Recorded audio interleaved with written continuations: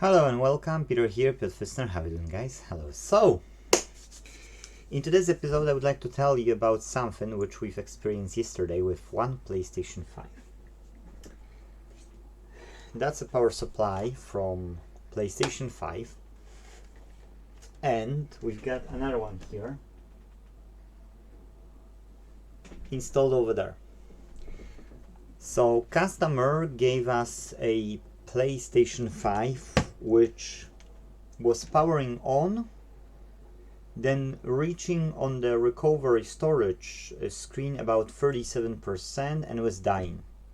Okay, we've checked all the fuses. I've asked the technician to check all the fuses. He've checked on both sides of the main board. He've checked all the standby voltages. What we understand was right. So I said, look, we can only check like by disconnecting the optical drive and which was disconnected, and by swapping power supply. That's all we can do. If not, I've watched Toltec Merc and I've watched Decoder, and I said that will be probably either the RAM or the storage issue. Okay, and then it might not be worth, because we can end up in total about 4 hours work, and plus we need to remove from known good and different fault motherboard chips and then place them here from the RAM, or we can try to press them, yes, to test if that would help with anything. And if not, then we spending a lot of time, and customer might pay £200 at the end if we will be able to fix it. If no, we will just waste a lot of time. So I said, let's try this. So my friend have swapped it, and it worked. Then he assembled everything, and it was freezing again on about 74% roughly at the same stage.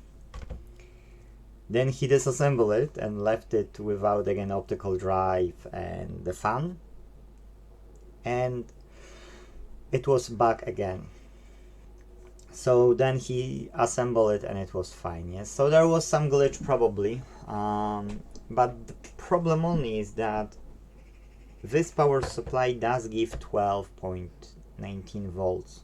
So for PlayStation 5 that's normal. If I would have an Xbox, that would be too much, but for PlayStation 5 it's normal.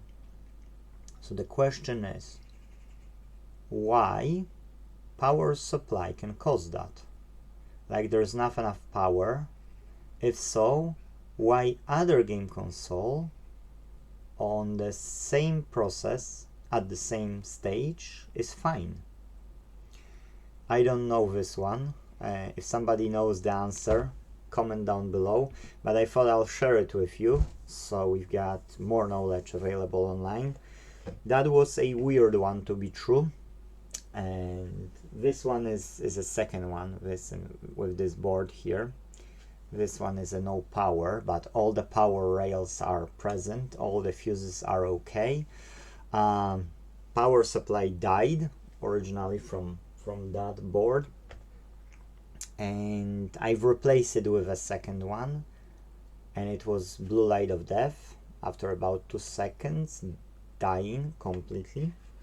And I need to diagnose that one. I don't know yet what it is.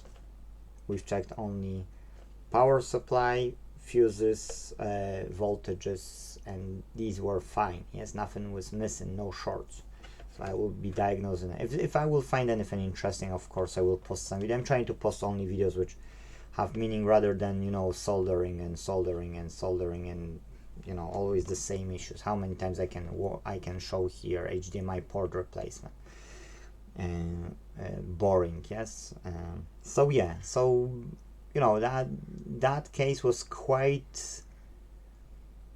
I did say we need to test it, yes, but back in my head I had it still that it probably won't be the case. So that's quite interesting. So yeah, that's it, guys. That's everything in this episode. Not even 5 minutes. Thank you guys for watching. If possible, leave us a like button or subscribe, and see you in the next video. Bye bye.